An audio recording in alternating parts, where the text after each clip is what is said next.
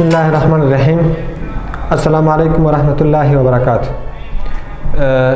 ستاسو د روغ ژوند او ښه صحت په هیله باندې د نن ورځې د 11 ټولګي د بیولوژي مضمون د کړی لرونکو له چینجیانو له ډلې څخه د ځمکې چینجی او ژوره تدریسوو. کړی لرونکو چینجیانو خصوصیات او ځانګړنې مو په تیر درس کې بیان کړې وې او نن ورځ د کړی لرونکو چینجیانو هغه ویش چې په څو ټولګیو باندې ویشل شوی دی هغه وایو.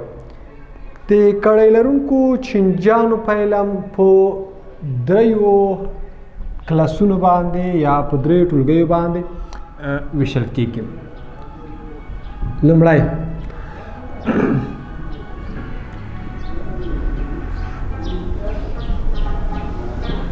پولی شیتا ټولګی،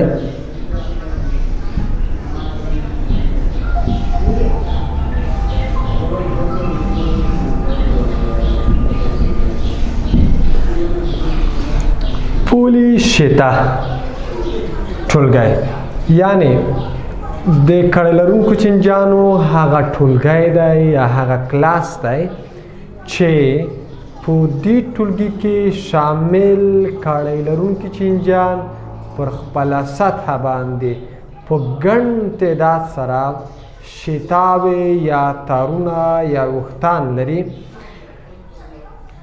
پولی خپله د زیاتو په معنا سره ده او شتا د تار یا د ویښته ډوله جوړښتونو په معنا سره ده.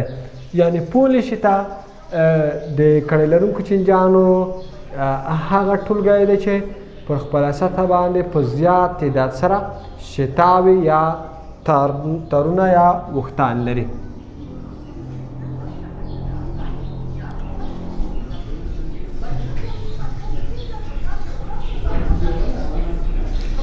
اولیگو شتا اولیگی شتا یعنی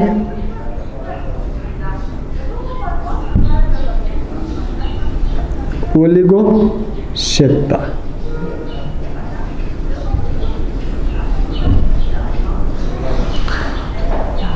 اولیگو شتا د کړی لرونکو چینجیانو یو بل ټولګی دی چې په دې ټولګي کې ټول شامل ژوندي موجودات یا ټول کړی لرونکي چینجیان هغه پر خپله سطحه باندې په کم تعداد سره شتاوې یا تارونه لري.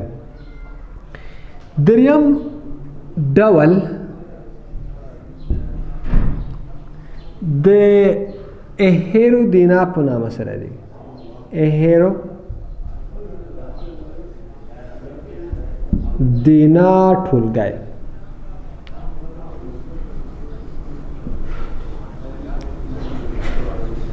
اهیرو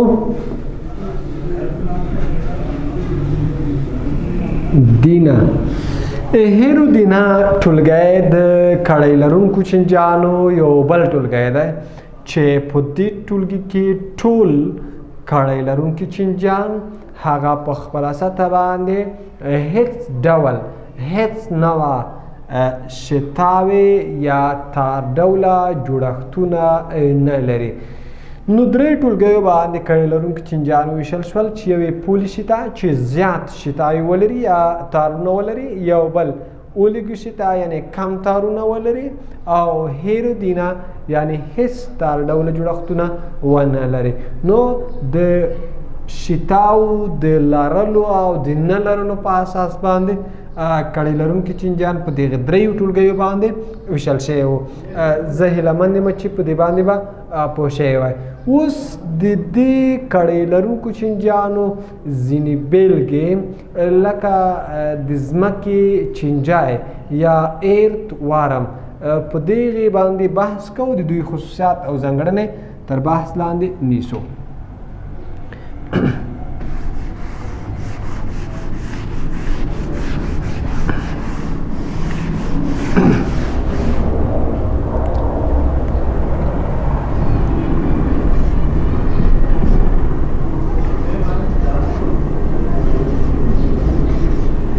earth worm.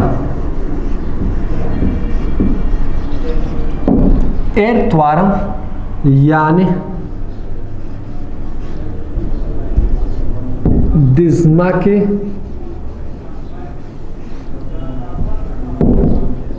چینجای. د ځمکې چینجای د کړۍ لرونکو چینجیانو د اولیګو شیتا له ډلې څخه دی.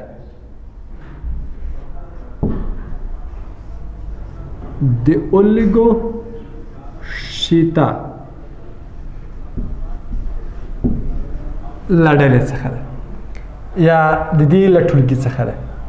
دا اولیګو شیتا د لاتیني ژبې له دوو کلمو نه ترکیب شوې ده. اولیګو د لګو یا کمو معنا لري او شتا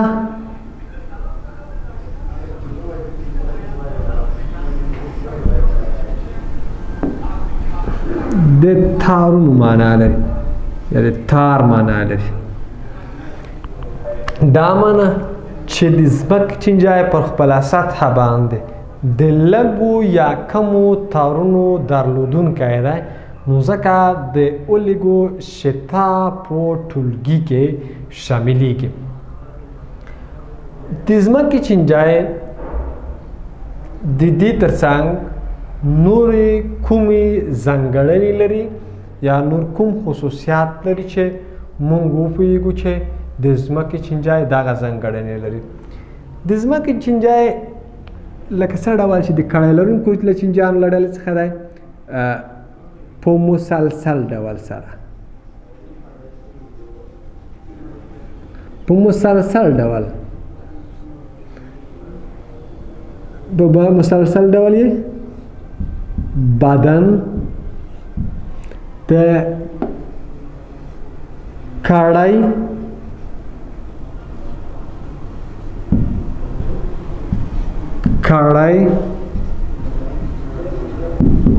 یعنی بند څخه جوړ دی. د ځمکې چینجای په مسلسل ډول له کړۍ یا بند څخه جوړ شوی دی. د کړیو شمیر یې له 22 نه نیولې ان تر 27 پورې کړۍ لري. بند څو کړۍ لري؟ له 22 نه نیولې ان تر 27 پورې کړۍ یا بند بدن لري. پرته له لومړنۍ او وروستنۍ کړۍ څخه بدن په هره کړۍ کې 4 جوړه شتاوې لري. شتا موږ وپېژندې چې تار ډوله یا اوږده ډوله جوړښتونه لري. یعنې که دا موږ داسې فرض کړو چې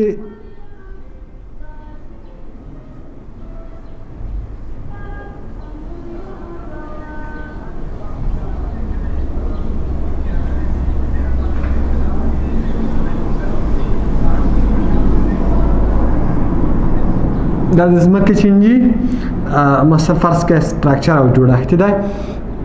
د ځمکې چینجای څو کړۍ لري؟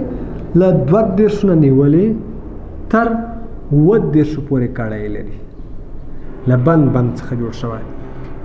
له لومړنۍ او وروستنۍ کړۍ څخه پرته باقي په هره کړۍ کې 4 جوړه څه شی لري؟ شتاوې یا تر ډوله جوړښتونه لري. نو تر اخره پورې همداسې. نو بالاخره ځکه دغه د مونږ وایو چې په خپله سطحه باندې شتاوې لري او دا شتاوې شمېر یې معمولا نسبت نورو کړۍ لرونکو چینجیانو ته هغه کم دی، ځکه د پولي شتا له جملې څخه نه دی بلکې د اولیګو شتا له جملې څخه دی. بله خبره ده چې د بدن په منځنۍ کړۍ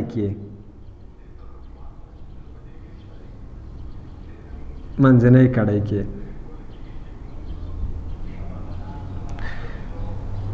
یو پړسېدلی جوړښت وجود لري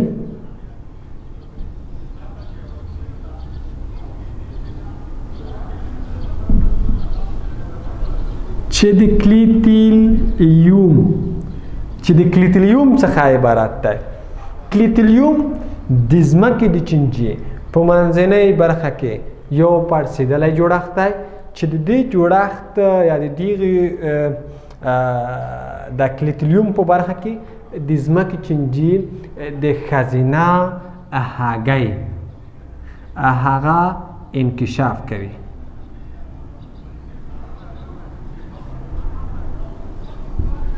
یعنی په دې کلیتلیوم برخه کې د ښځینه هګۍ هغه انکشاف کوي او بالاخره یو بل د ځمکې پر چینجي یا د ایرتوارم باندې تبدیلیږي. معمولا په هغه سیمو کې چې د عضوي موادو لرونکي دي او نمجنې سیمې دي په هغې کې د دا ډول ایرتوارم یا د ځمکو چینجیو ژوند دی. زه هیله مند یم چې په دې باندې به پوه شوي وی. د دغې په سر برخه کې د دغې ځمکې چینجي مشخص سر نه معلومیږي، سر نه لري په مشخص ډول چې موږ وایو چې دغه برخه سر دی، نو ځکه موږ وایو چې د مشخص سر نه لرونکی دی.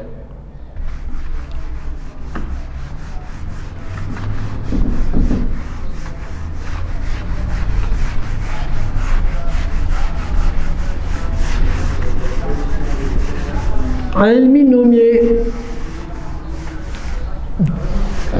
د ځمکې چینجي هغه لیمبریکس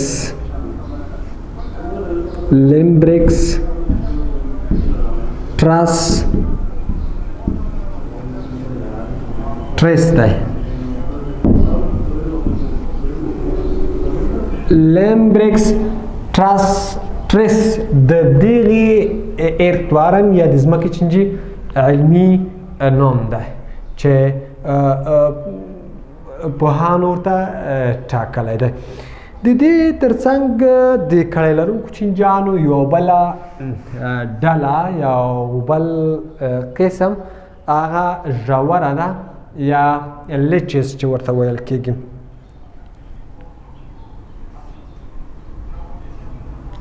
لیچز یا ژوره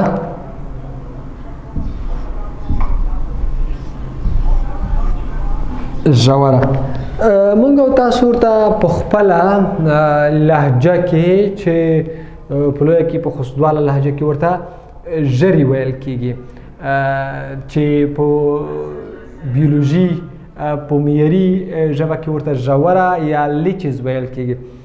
لیچز یا ژوره د کړۍ لرونکو چینجیانو له ډلې څخه ده ځکه چې بدن یې له بند یا له کړۍ څخه جوړ شوی دی. له 4 نه نیولي تر 6 انچو پورې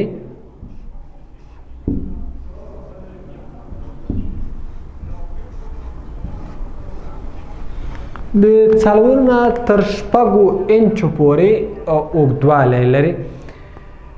ژوره معمولا په اوبیزو محیطونو کې ژوند کوي. په کومو محیطونو کې؟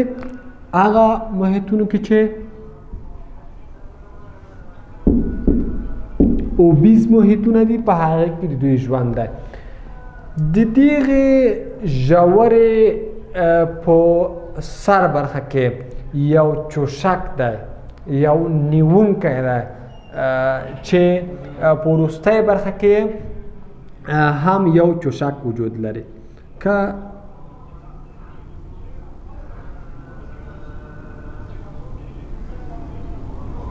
مونږ یې داسې رسم کو دغه چوشک دا یې فرض کړئ د سر برخې چوشک دا یې فرض کړئ وروستی برخې د یو چوشک په واسطه باندې د ځان نښلونه کوي ځان نښلوي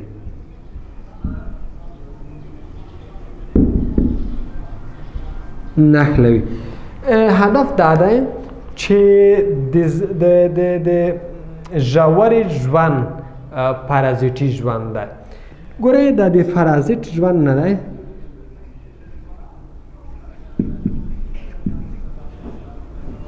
پارازیټي ژوند کوم ژوند دی هر هغه ژوندي موجودات چې تغذیه او خوراک یې له نورو ژوندیو موجوداتو څخه وي او د تغذیې تر څنګ په نورو ژوندیو موجوداتو کې د مختلفو ستونزو رامنځته کوونکي وي دې ته به دغو ژوندیو موجوداتو ژوند ته به پارازیټي ژوند ویل کېږي دا ژوره د حیواناتو پر بهرنۍ سطح باندې ځان نښلوي او د هغوی څخه وینه زبېښي او بالاخره پارازیټي ژوند لري یعنې د خارجي پارازیت په شکل سره ژوند لري د پارازیت دوه ډوله دی یو خارجي پارازیت دی که چیرته د حیواناتو د بهرنۍ سطحې څخه د یو ژوندي موجود خوراک او په هغې کې د مختلفو ستونزو رامنځته کول وي دغې ژوندي موجود ژوند ته پارازیټي ژوند ویل کېږي خو خارجي پارازیټي ژوند لکه سپږه لکه ورږه یا نور چې د انسان پر بهرنۍ سطح باندې حمله کوي او له هغې نه تغذیه کوي دې ډول ژوند ته پارازیټي ژوند ویل کېږي خو خارجي پارازیت داسې رقم ته ځینې چینجیان ځینې بکټریاوې هغه د انسان یا د حیوان د بدن داخلي غړي تر تخریب او لاندې نیسي نو په نتیجه کې دغو ژوندیو موجوداتو ژوند ته څه ویل کېږي دې ته داخلي پارازیت ویل کېږي نو ژوره یو خارجي پارازیت دی ځکه معمولا د غواو یا د مالونو پر بهرنۍ سطح باندې حمله کوي په خاص ډول که تاسو لیدلي د غواو په خوله کې زیاتره وختونه چې کله غوا له داسې نولو اوبو څخه استفاده کوي چې هغه په یو ځای کې راګیرې شوي وي یا ړنډ شوي وي د هغې نه چې کله څښاک کوي نو ژوره هم د دې خولې ته ځي او په خوله کې د دې پر خولې جوف هغه خلیګه او غشا باندې حمله کوي په هغې باندې د یو برخه نښلوي ځان پرې تم کوي د بله برخه د دغې ژورې هغه پر دغه پوستکي باندې دا هم نښلوي او بالاخره داسې انزیمونه په دې باندې تویوي چې د پوستکی نرم شي او د نرموالي په نتیجه کې دغه پوستکي د نرموالي په نتیجه کې دغه وینه هغه توی شي دغه ځای زخمي شي وینه ترې توی شي او بالاخره وینه وزبېښي ژوره د خپل ځان 3 برابره وینه زبېښلی شي یعنی څومره چې دا ژوره جسامت لري د هغې 3 برابره کولی شي چې د یو حیوان څخه وینه وزبېښي دا داسې انزیمونه هم لري چې د وینې د خټه کېدو یا د کلکېدو مخنیوی کوي کله چې د دغې یو چوشک په وسیله باندې ځان ونښلول شو د بل چوشک په وسیله باندې هم ځان نښلول کېږي او دغه پوستکی تخریبیږي نو په نتیجه کې د پوستکي نه چې کله وینه بهیږي دغه وینې ته داسې انزیمونه تویوي چې دغه وینه کلکه نشي پړن نشي او په اسانۍ سره د وینې د زبېښلو وړتیا ولري زه هیلهمند یم چې د ژورې په جوړښت د دغې په تخریب میخانیکیات باندې او د دوی په استوګنځي باندې پوه شوی وای دا و د نن ورځې زموږ او ستاسو درس چې په همدې ځای باندې پای ته ورسېده تر بیا به چې بیا هم ستاسو په خدمت کې راځم تر هغې مله حمل شه ښه وختونه او ښې چارې ولرئ سلامات اوسئ